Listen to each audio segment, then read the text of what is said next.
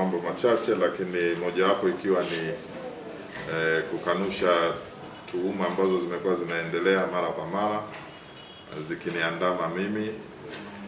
Hapo awali zilitoka tuhuma kwenye social media hizi wakiwataka TAKUKURU sijui wachunguze kitu ambacho hakikueleweka, lakini jana nimeona huyo mtu karudia tena katoa ingine ambayo kwa kweli ni uongo usio kuwa na mantiki, na moja ya tuhuma aliyotoa alisema harufu ya ufisadi, ujenzi wa nyumba za polisi Iringa, ikawa kama kichwa chake cha habari. Alafu baadaye akasema mkuu wa wilaya atuhumiwa kukusanya nondo na mawe kwa wadau kupeleka kwenye nyumba yake, na akaeleza pia wananchi wa mkoa wa Iringa wamenusa harufu ya ufisadi mkubwa wa nyumba za polisi zinazotakiwa kujengwa maeneo ya Rwambi.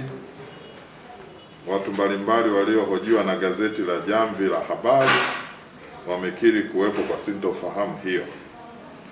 Wameendelea akasema mengine, mwenyekiti wa kamati ya ulinzi na usalama wa wilaya ya Iringa ambaye ndio msimamizi wa mradi ndio mshukiwa namba 1 wa ubadhirifu huo wa fedha na vifaa hivyo. Sasa nimeona hii inaendelea, na bahati mbaya akamuhusisha kwenye taarifa yake, ukisoma amemhusisha mpaka mkuu wa mkoa wa Iringa, kwamba mkuu ameunda kamati kuchunguza mradi huo.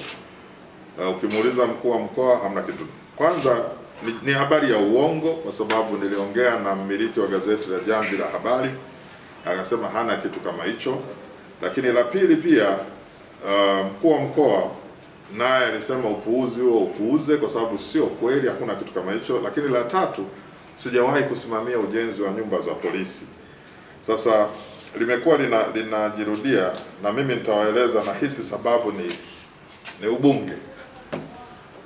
Yaani dalili unavyoziona wanaotengeneza na kuseti hii, muda si mrefu watatunga na mengine, wataendelea tu kutunga kwa sababu tu ya hofu ya ubunge, na ubunge wenyewe nadhani ni wa hapa Iringa mjini. Na mimi niwaeleze tu ukweli, hii ni mchakato wa ndani ya Chama cha Mapinduzi ndio unawapa tabu watu. Baada ya mimi kuulizwa maswali ni vipindi viwili vitatu kusema na majimbo 3, imeanza kuwatia hofu watu, wameanza kuhaha na wanajivunzia heshima zao, na bahati nzuri tumewajua, lakini unawapuuza. Ukishawajua unawapuuza. Niwaeleze waandishi wa habari kwamba unapotaka kugombea ili uende na ushinde salama, hakikisha humfitini mwenzako. Unapoanza kumfitini mwenzako kwa kumtungia mambo ya uongo, jambo la uongo, kwanza kabisa kata iliyotaja ya Rwambi ni kata iko sijui Mafinga, alafu nyumba za polisi tayari Bwire kishazijenga na zimeisha.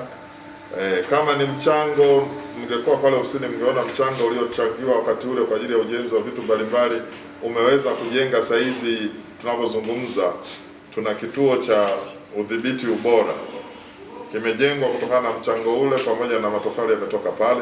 Kwa kuna vitu ambavyo ni so immaterial. Kwa hiyo nikasema nikikaa kimya wataendelea. Sasa mimi natoa tu angalizo, kwa sababu nishawajua na nawafahamu. Yuko mmoja anatumia jina undercover Mapesa kwenye mitandao. Tushamjua na tunajua anatumwa na nani. Wako wanaotumia namba za nje, na hii pia kuna watu walinihoji wakijiita waandishi wa habari wakiongozwa na mtu anaitwa George Lucas. Waliwahi kunihoji, nikawakatalia na wakataka wao wenyewe kuja, nikaambia mje, mnaruhusiwa. Lakini hii ni yote hii kutengeneza majungu na uchafu. Sasa nimeona niite waandishi wangu niwaeleze mapema kwamba jambo hili sio la kweli. Jambo hili ni fitna, na fitna zenyewe za kutaka kumchafua Kasesera. Kasesera hachafukiki, kwa sababu katika jambo ambalo ninawahakikishia, sitakula hela ya mtu wala sitakula mali ya mtu kwa manufaa yangu binafsi. Hilo kitu niko clear, na Mwenyezi Mungu amenijalia, nimefanikiwa, nimefanya kazi nzito yenye hela nyingi sijaweza kuchukua hata senti tano ya mtu yeyote, na hamna anaweza kukiri mpaka leo. Mimi nilikuwa mwenyekiti wa bodi ya madini ya taifa, kama rushwa pale ndio mlango wake, lakini sijawahi kuchukua hata senti tano hata siku moja. Kwa hiyo niwaombe hawa ambao wamepanga kwenda kuchafua waache, tena waache kabisa, kwa sababu nikianza sasa kutumia vyombo vyangu na kushughulika nao hakutakuwa na msalia mtume. Wengine bahati nzuri au mbaya ni marafiki, ni watu ambao unawajua na unashangaa kwa nini anafanya hivyo, kwa nia tu ya kutaka uongozi wa Iringa. Iringa hii, jimbo hili, wananchi wanamjua nani atakuwa mbunge. Kwa hiyo watu wasianze kuchafuana bila sababu.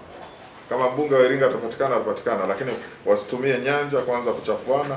Tusipolikemea hili tutaendelea kupata tabu siku zote. Kwa hiyo niwaombe wana Iringa, na nishukuru sana. Lakini la pili ambalo nitaka kuwaitia leo ni tunayo maombi ya shukrani ya siku 3. Niombe wana Iringa wote tuunge mkono kuanzia Ijumaa, Jumamosi na Jumapili, wote tuungane katika sala na maombi kwa ajili ya kushukuru kutokana na corona. Iringa tumekwepa corona sana kwa sababu ya maombi, pamoja na watu kujilinda, lakini kilichotuokoa zaidi sisi ni maombi. Kwa lazima tushukuru.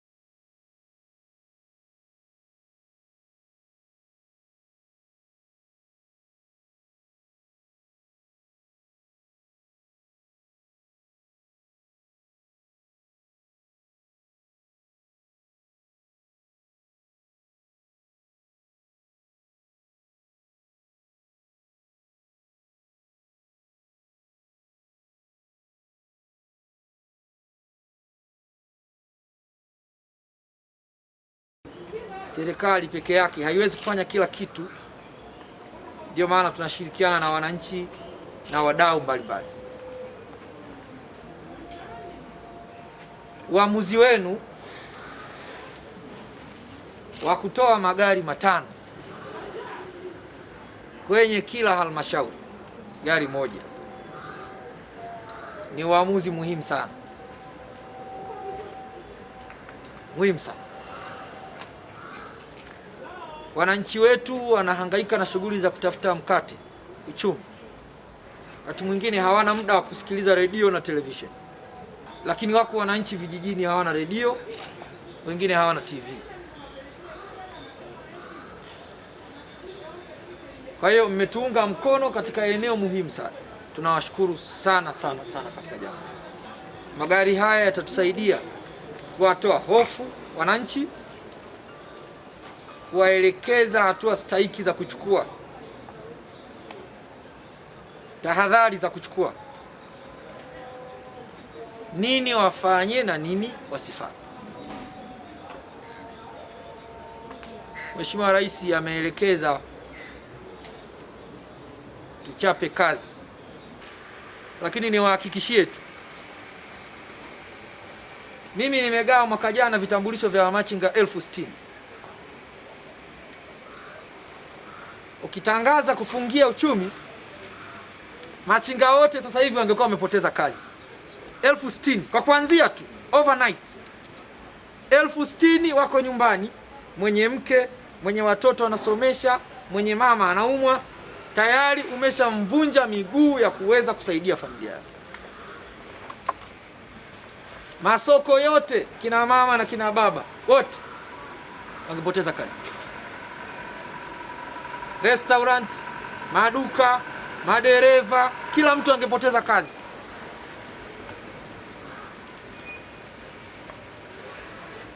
Na wengine biashara zao zingeanguka na ingechukua miaka kuzirejesha tena katika mstari. Sasa nyinyi mmetusaidia kwenye elimu hii kuunga mkono jitihada za rais wetu Dr. John Pombe Joseph Magufuli. Rais wa Red Cross, mimi nakushukuru sana. Magari haya yatatusaidia, na mimi nimezindua kazi iendelee kufanyika. Viongozi wa dini waendelee kuliombea taifa letu, na sisi ambao tuko kwenye mfungo wa mwezi mtukufu wa Ramadhani tunakesha usiku kujiombea wenyewe na kuiombea nchi yetu na viongozi wetu.